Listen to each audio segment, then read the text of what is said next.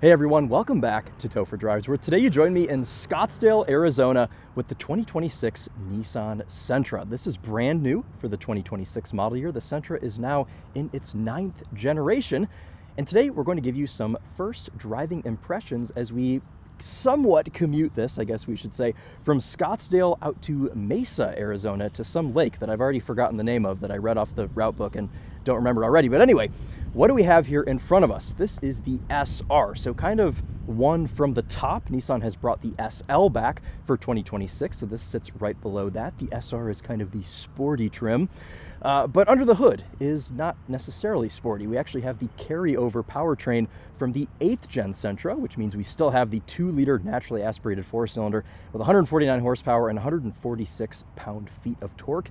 We still have the Xtronic CVT, and this is front-wheel drive. This SR starts at $25,000, which, I mean, in 2026 doesn't really seem like a whole lot. This one, as spec'd with the premium pack and a couple of other options that we will have in the description for you, is just under $32,000. So this is completely redesigned on the outside. In my opinion, kind of looks like a Kia K4 and a Lexus IS300 had a baby. The whole back area, the strip taillight, is definitely very Lexus IS, and I don't really think that's a bad thing. I think that paired with this exclusive body kit that you get on the SR does look quite nice. We've got a unique rear bumper, unique side skirts, unique front bumper with this kind of big extended black piece. And then we have these unique 18-inch wheels as well. This one is finished in Atlantic gray with the black top. I like these 18-inch wheels. What do we have for tires today? This is a Hankook tire. Hankook Kinergy GT. Hankooks are, oh, how do I put this politely? They're not really the best tire, but they'll get the job done. And like I always say, tires are very easy to swap out. This is a 215/45 R18, and of course that is a squared setup. But before we start our drive, let's poke around this thing. Nissan has very proudly told us that you're able to fit a 55-inch TV in the trunk. That was one of the biggest talking points on the presentation today. You're also able to fold these seats down from the back. What do we have underneath? No spare, but we do have a fix-a-flat kit, and you do have a little spot there to mount a spare if you would like one. Always like to see that, but a little bit of a disappointment that we don't get one as standard. I guess for $25,000 starting, you can only be so picky. Got this little black lip spoiler.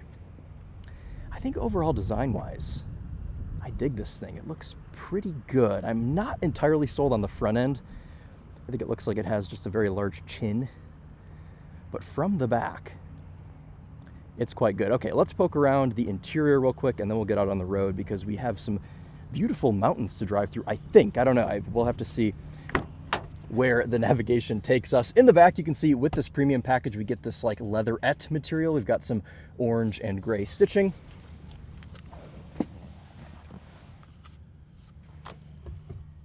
And sat behind myself here in the back at 5'11". I've got enough room. This is in my driving position, and there's really not a whole lot going on back here. We have one USB-C port here on the center console, and then if we move my backpack, you can see we have this fold-down armrest with 2 cup holders.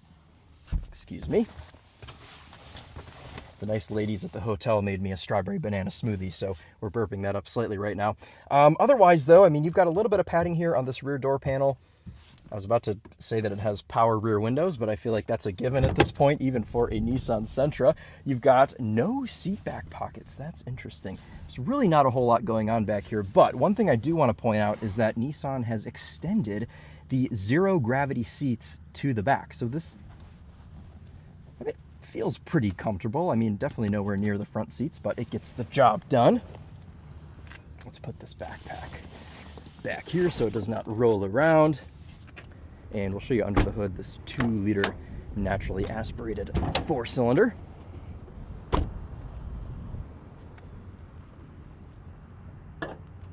Ooh, that is a heavy hood. No hood struts. And there you go. Not a whole lot going on here.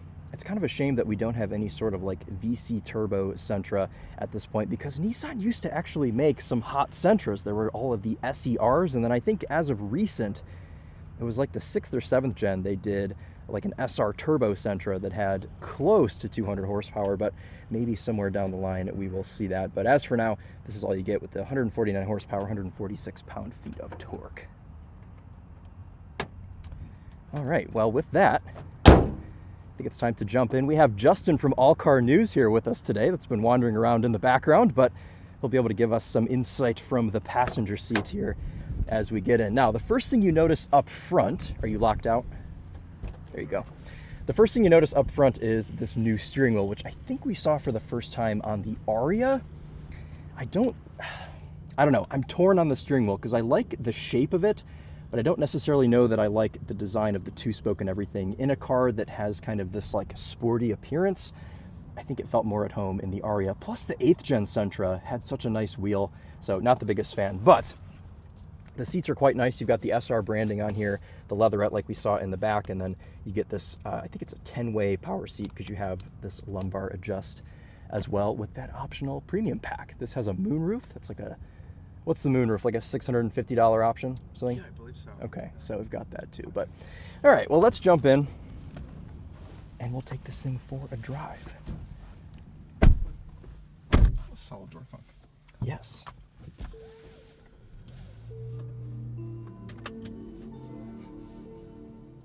All new Nissans play that little song when they start up now. It's quite pleasant. So we've got dual 12.3-inch screens here for our cluster and our infotainment. The infotainment screen is now standard across the line, 12.3 inches. But you have to get the SV to get the 12.3-inch cluster. So the trims go S, SV, SR, SL. Interior design up front is quite nice. We've got these, I was going to say 3 vents, but one of them is not a vent in the middle. Filled up. We've got a volume knob, hazard switch, buttons to change tracks, and then a quick access button to your camera, which we have many of cameras actually in here. Lots of cameras. I like that they give you a physical button to access that. We've got drive modes, Eco, Standard, and Sport. We'll start today in Standard. As I mentioned, CVT with B mode. Do we know what B mode stands for? I do not. Not badass. Not badass. Not badass. Okay. Well, we'll have to see. We'll have to test it out on the mountain road here. We have, is this a wireless charger? It is. We have a wireless charger, 2 USB-C ports up front. Got this full like haptic climate panel and a number of physical buttons on the steering wheel as well. Like to see that. We've got a heated steering wheel, we've got lane keep assist, and this one has ProPilot assist, which is a first for the Nissan Sentra. So if we have a chance, we'll test it out. I don't know that it's going to work on the mountain roads today, but we shall see. Place to put your sunglasses. We have this pretty chunky rear view mirror, and this has built-in MyQ, which can open your garage remotely and things from the infotainment. Okay, into reverse. Pulls up our reversing camera, of course, and 360 cam, which is really cool to see actually on a $31,000 little compact. We've got an electronic parking brake, which I didn't set, but there it is right there. You can see leading lines as well. Here's the thing, is Nissan usually has pretty terrible camera quality, and these are nice. Crystal clear. Very honestly. clear. Yeah. Okay, into drive that does not pull up your front camera, but you have the option to do so. So the CVT has been retuned for 2026. I'm lost in the parking lot already. It's okay. Testing out maneuverability. Did you read into what all they changed with the CVT for 26? I did actually. So it's a little bit, I believe, a carryover of the last generation CVT, but they did make a whole bunch of different improvements for auto stop start specifically, as well as throttle response. Okay. In terms of with the engine. Yeah. And they tuned it in the U.S. actually, so they recognize like that market a little bit more. That we like that little more of that connection, a little more throttle response. So I'm curious to see how that feels. Okay. In this one. That's good to know. It's interesting that Nissan is kind of like doubling down on their CVTs because for this car anyway, because they took it out of the Murano. The Murano came back with a 4-cylinder and a 9-speed auto. But for the Sentra, they're sticking with CVT, which I think it's probably a little bit more appropriate for this segment. Obviously, I'm never going to be the biggest fan of a CVT. I would never choose it over just a regular torque converter automatic. But, you know, Nissan is Nissan, and we still have it here for 2026.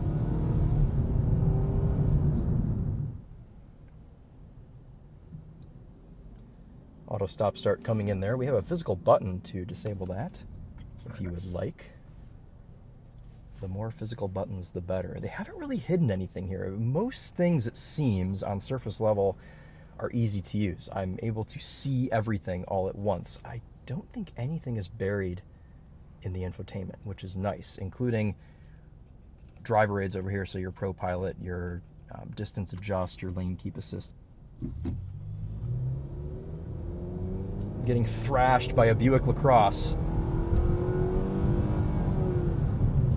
Wow. That was full throttle to pass the Buick there. It's not fast, but we weren't really expecting it to be fast. 149 horsepower, and it weighs just over 3,000 pounds, which, again, in 2026, is a pretty light car with things these days weighing 4, 5, 6, 7, 8,000 pounds. It's refreshing to see that Nissan still makes a compact car. I mean, this segment, I used to say, is dying, but I think it's a little bit back on the up and up. We're seeing more and more new versions of these cars in this class. Gotta go sport mode for the roundabout.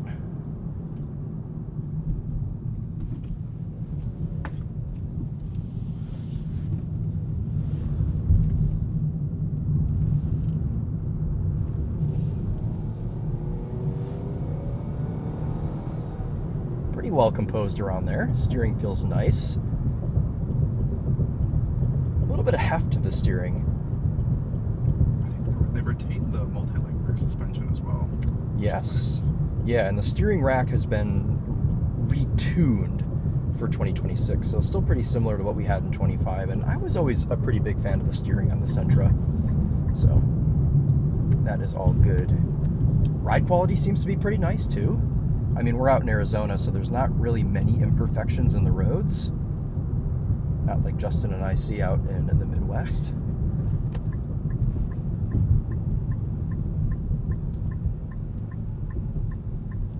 This is actually simulating downshifts in sport. Nice.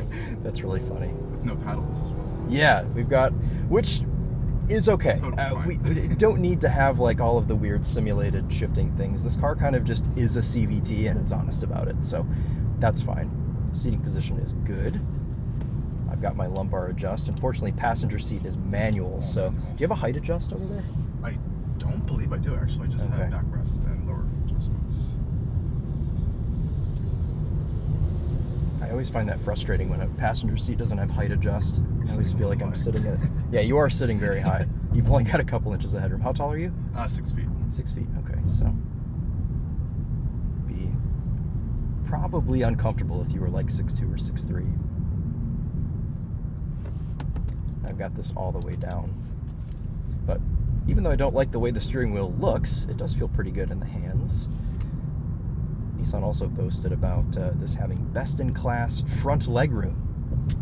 Incredibly spacious as a passenger as well. It's good. Yeah, I've got... Can rest my legs. Visibility out of the car is pretty good.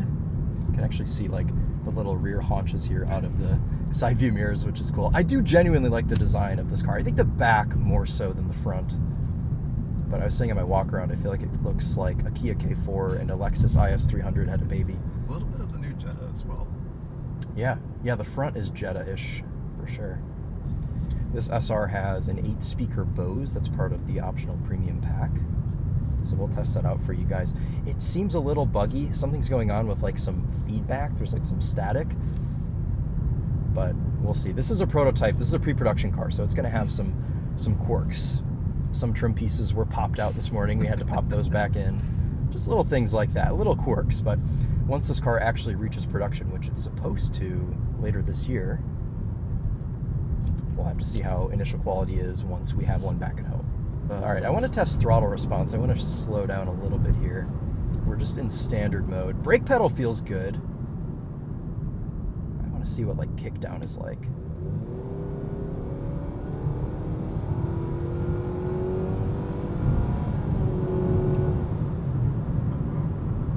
it's pretty slow. Yeah, but it winds itself out. I think it's adequate power though. I think it has enough to get you like merged onto the highway. And it feels a little bit better in this than it does in the kicks, because if you get the kicks and you get all-wheel drive, it's like the slowest car in the world. This feels like you would just be able to merge safely and, you know, use every bit of that 149 horsepower. The ride is definitely on the firmer side, but not crashy. I mean, it's fine. I'm comfortable enough. Well damped, I would say. Well damped, yeah. And with a car like this, like, you don't want it to be floaty. This is something where you still want the car to feel agile, even though this is not like a hot compact.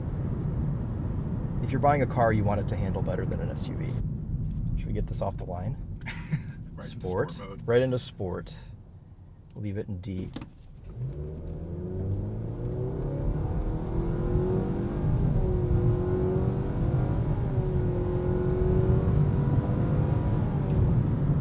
There's a quick little 0 to 60. And we're still averaging 23.5 mpg. Fuel economy at the time of filming is still TBD, but if it comes out by the time this video comes out, I will put it on the screen for you guys. But we'll keep an eye on this. We've done quite a bit of idling, so we're kind of in the low 20s for our average.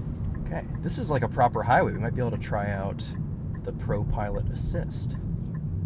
We're using most cup holders. We've got 2 boxed waters here, which I like where these are.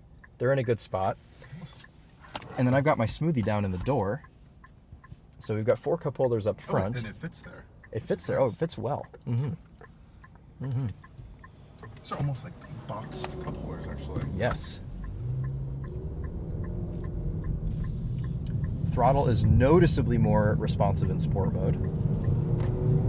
We're getting thrashed by a Ford Bronco.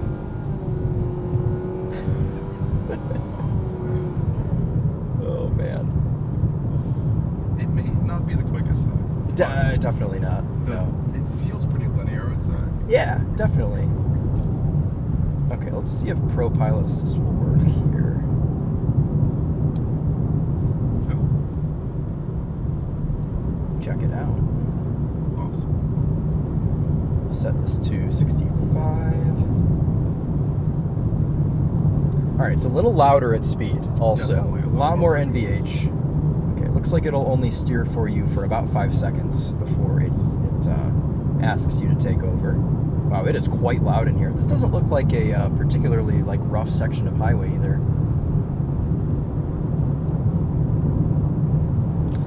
Well, the good news is you can tone this out with the 8-speaker Bose. So why don't we give that a shot right now and see how that is.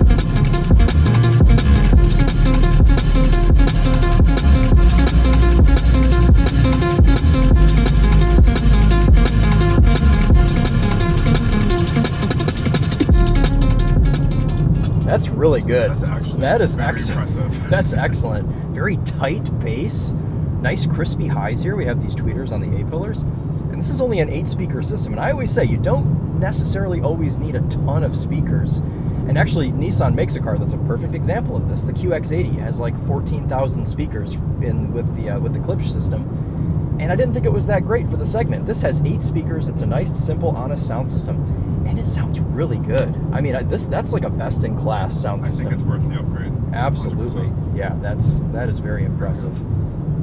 ProPilot Assist doing a pretty good job here as well, taking us down. What highway is this? 87.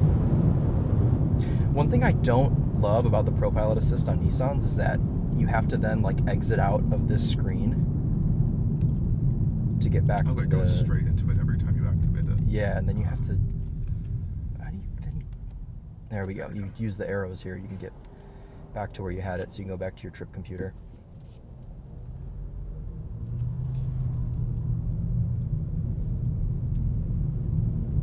We're still in sport mode as well. That's not helping our fuel economy, keeping this thing revved higher.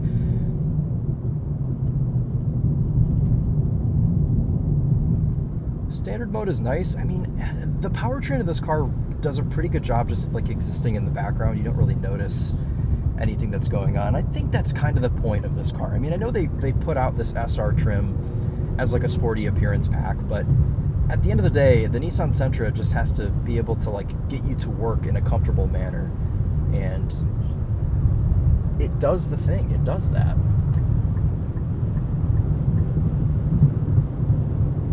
And now on your drive home from work, you have some ambient lighting to play around with. Yes, that's right. Yeah, this has a 64 color ambient lighting, but even materials in here.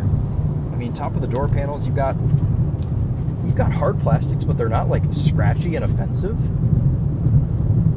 The leatherette on the seat is nice. The leatherette on the steering wheel is nice.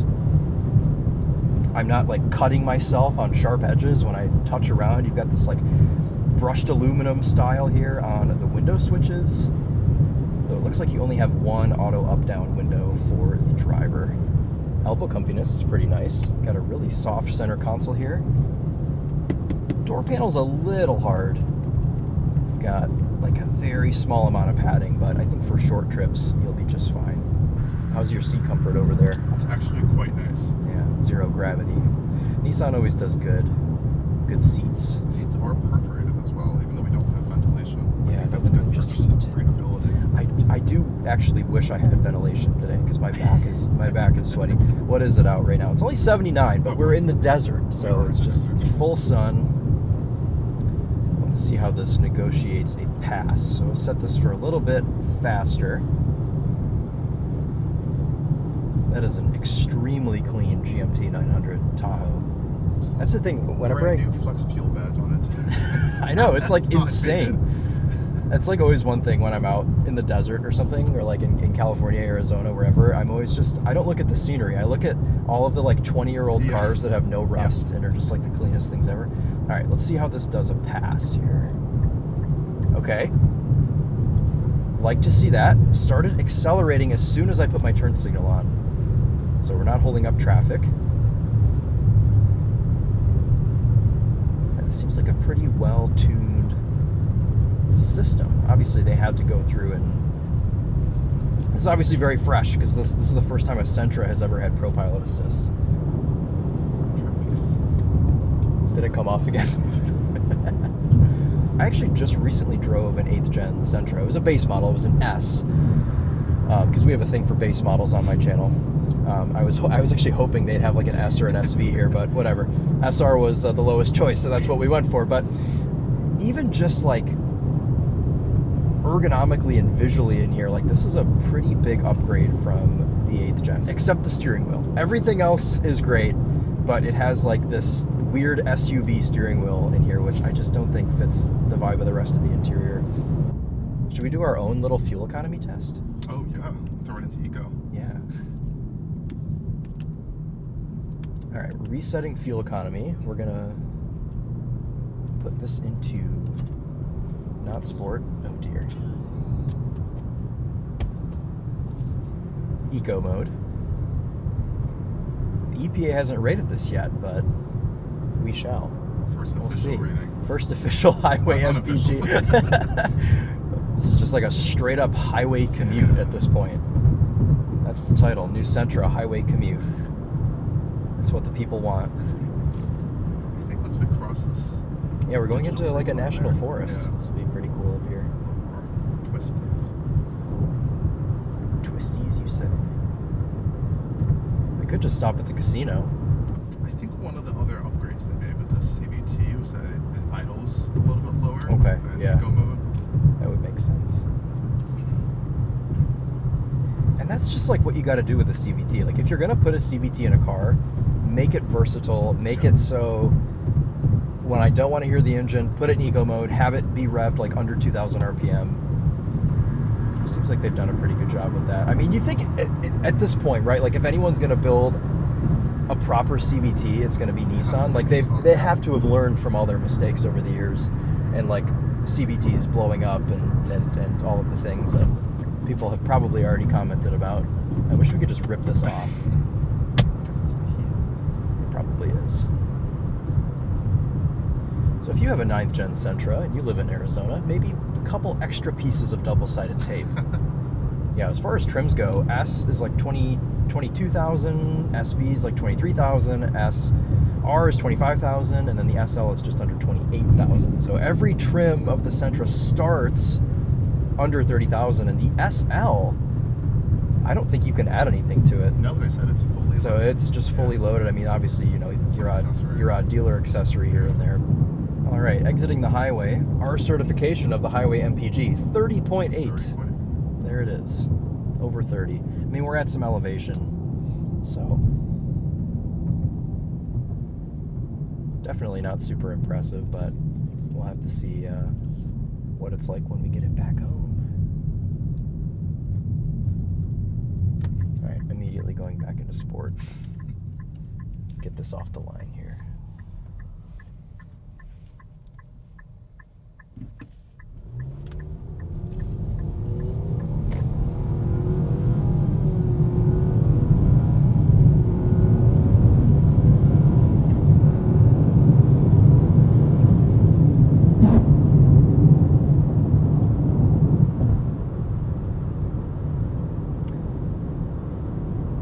Feels like 149 horsepower at elevation. It does indeed. In that like simulated like third-ish gear, it does feel like it's still pulling a little bit, which is nice. Yeah. But you do gotta definitely rev it out. Yeah.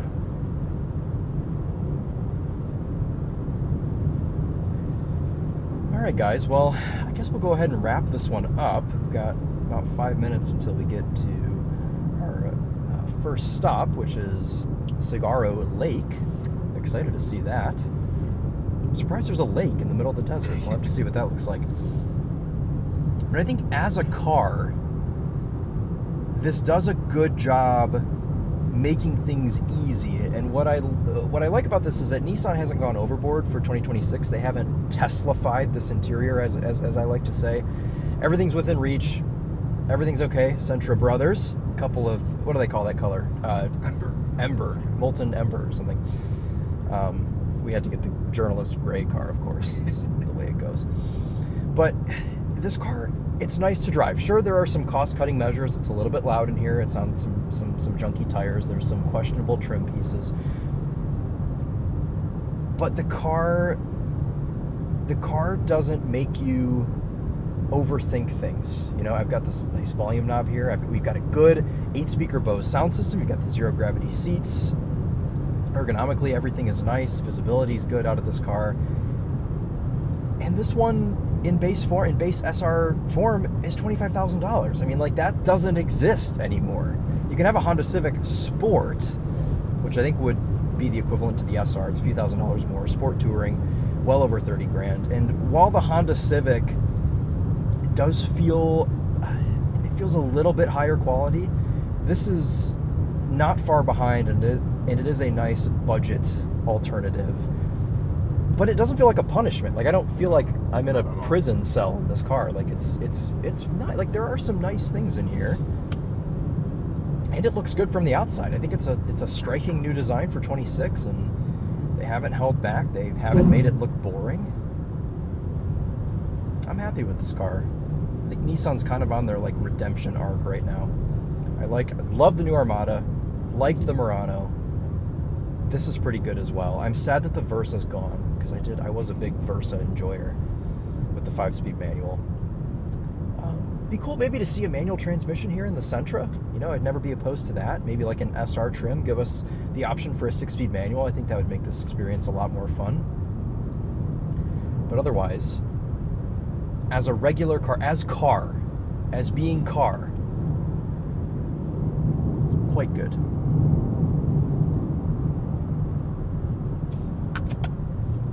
Let's go into B mode. engine braking. Brakes feel quite nice, actually.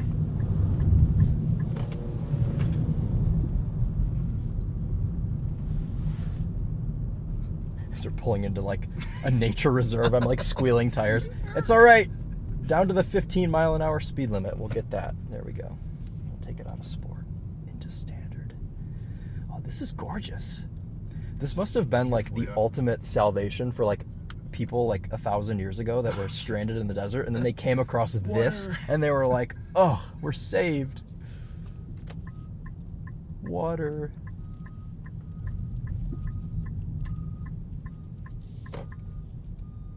Speed bump. Very soft. Good damping. Hit this one a little faster. Okay.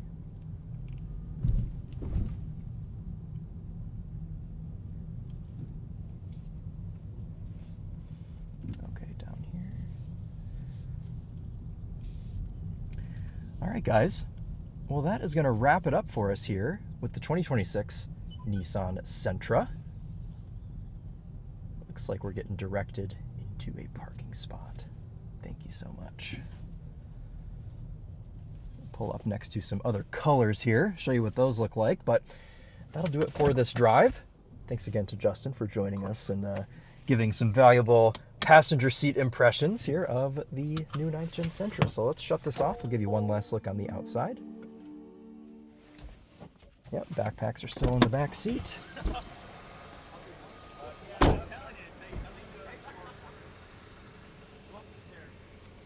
Cool. All right, guys. Well, if you have any questions about this, please leave them down in the comments. Of course, we'll get one of these back at home to give you a proper like living with the Sentra video. But under first impressions, things are looking up, I think, for Nissan. So thank you guys all so much for watching, and we'll see you in the next one. Take care.